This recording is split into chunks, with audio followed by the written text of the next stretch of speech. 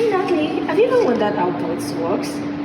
Yeah, and how they can go such long distances and carry all that weight. Yeah, I wonder if there's someone in the engineering college that can show us the scientific experiments or let us know how everything works. Hey Anna, do you mind explaining it to us? I would love to show y'all. We don't need much for this experiment. It's just things that you can find in your home. Let's get started.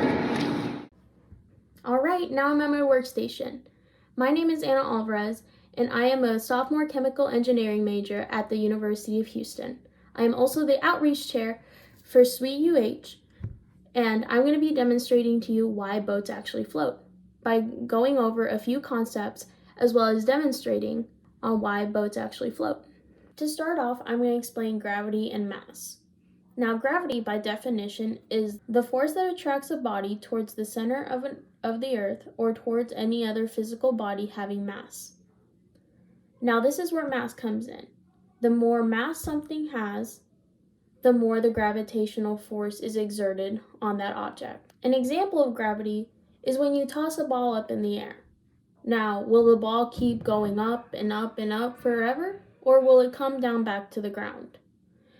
The obvious answer, if you've ever thrown a ball before, is that it will come back down to the ground. It'll probably bounce a few times, but it'll eventually stop, and it'll always stop on the ground. That is gravity. That's the force of gravity taking action. Now that you know that gravity is the force that attracts things towards the earth, now we're going to talk about buoyant force. Now you may be wondering, if everything is supposed to come back to the ground, how come boats can float and how come other things can float? You've probably seen before in your life rubber duckies, water bottle, or any litter that you find in water, or even a boat. They are all floating in water, but they're not sinking all the way to the bottom of the ocean. Why is this? Why are they allowed to float, or why aren't they sinking to the bottom like everything else? Now, there's another force that is actually involved in things floating in water. This is buoyant force. This force is opposite of the force of gravity. This force is pointing upwards whenever something is submerged in fluid or it's on top of a fluid. Now, we know gravity and now we know buoyant force. Now I'm going to explain to you density, which you might have heard from the formula back in buoyant force. Now, density is how compact something is. The formula for that is mass divided by the volume. So each material has its own density. Water has its own density, air has its own density, this piece of aluminum foil has its own density, and a penny has its own density. Everything has its own density. It can either be greater or less than water or air or stuff like that. So how do these all tie in to actually how something floats in water or a fluid? Let's test this out. Okay, now I'm going to demonstrate buoyancy and gravity in action. Now, if you want to come along with me, you're not going to need much. These are actually the same materials that you're going to need later on for the later part of the experiment. First, you're going to need a bucket or any container that can hold water and fill it 3/4 full of water. Now, don't overfill it because you don't want it to be messy, but just in case, keep a towel down. This may get a little bit messy. Next, we're going to need a piece of aluminum foil. A 5x5 piece of aluminum foil would do just great. Next, we're going to need around 25 pennies. And for the later part of the experiment, just to have in hand, we're going to have a data sheet and also something to write with. Now, a data sheet is perfect to keep record of all of our data that we're going to need just to have it written down. Also, something to write with. Let's get to demonstrating buoyant force and gravity. Now, I'm going to drop this piece of aluminum foil in this penny and in this water. I want you to guess which one is going to sink, the penny or the piece of aluminum foil. Pause the video and think about it. When you come back, let's discuss. All right, now that you've had time to think, let's actually set these in the water. You can do this with me if you'd like. Now set both the penny and the aluminum foil in the water and see which one sinks. If you guess that the penny sunk, you're absolutely correct. Now why is this? Why didn't the aluminum foil sink to the bottom? Now you saw that the penny sunk down to the bottom of the tub, and the aluminum foil stayed afloat. It did not sink. Why is this? Now, I'm going to let you know that both the penny and the aluminum foil have mass, and both of their densities are greater than water's. Now, you might be thinking, well, that explains why the penny sank, but why didn't the aluminum foil sink? Now, air is less dense than water. And since aluminum foil is so thin, air is allowed to go in around the aluminum foil and lift it up and not have it sink down. If the aluminum foil was more compact, if you folded it up so many times to where you believe that air can't get in, then it would sink to the bottom. But since the aluminum foil is so thin, air can travel around it and lift it up. With this in mind, the force of gravity is pushing both the aluminum foil and the penny down, but at different amounts. And buoyant force is pushing up on both of those objects at different amounts as well. On the penny, the buoyant force is pushing up less than the force of gravity pushing down on the penny. This allows it to sink down to the bottom of the tub. In comparison, the aluminum foil's buoyant force is so much greater than the force of gravity on that piece of aluminum foil. This is why it stayed afloat. Now, many boats are made of different materials, but if you search up the different types of materials such as wood and steel, you can see that their densities are a lot greater than water's. So how come they can float in water? They don't look like our piece of aluminum foil. Boats are actually hollow inside, so they allow air to go inside the boat and allow it to float up, since air is less dense than water. If these boats were more dense, if they were more solid, there was no hollowness or anything to allow air in, then the boat would sink. Now we know why boats float.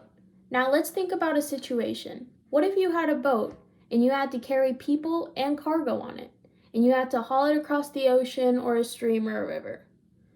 Now, your boat can only carry so much.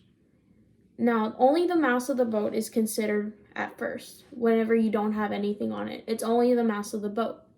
But when you add more stuff to it, like people and cargo and materials, then you add on the mass onto that boat. So, how much mass can you add before the boat starts sinking? Let's actually demonstrate and experiment this first before we get on to a challenge that I have for you at the end. All right, let's get to the experiment.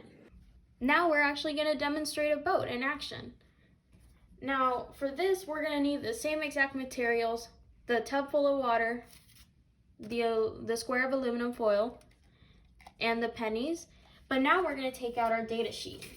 So I want you to take a piece of paper and fold it hot dog style, like so. Now, I already labeled mine, but you're going to label each half of your paper. One labeled boat design, where you're going to draw out how your boat looks, and also the number of pennies your boat held before it sank. Now, first, we're actually going to do just having it flat like this. So, draw out how your boat looks like. We're just going to draw out a square for our boat design. Now, let's set this aside and do our experiment. Now, we're going to set our raft. This is going to simulate a raft. So it's going to be our boat, and we're going to put some pennies on it. So set this piece of aluminum foil in the water like so, and one by one, put a penny on top of the raft. Put each penny one by one onto this piece of aluminum foil until it sinks. Pause the video and do this experiment. Whenever you get the number of pennies, come back and we'll discuss and compare our rafts. See which one held the most pennies.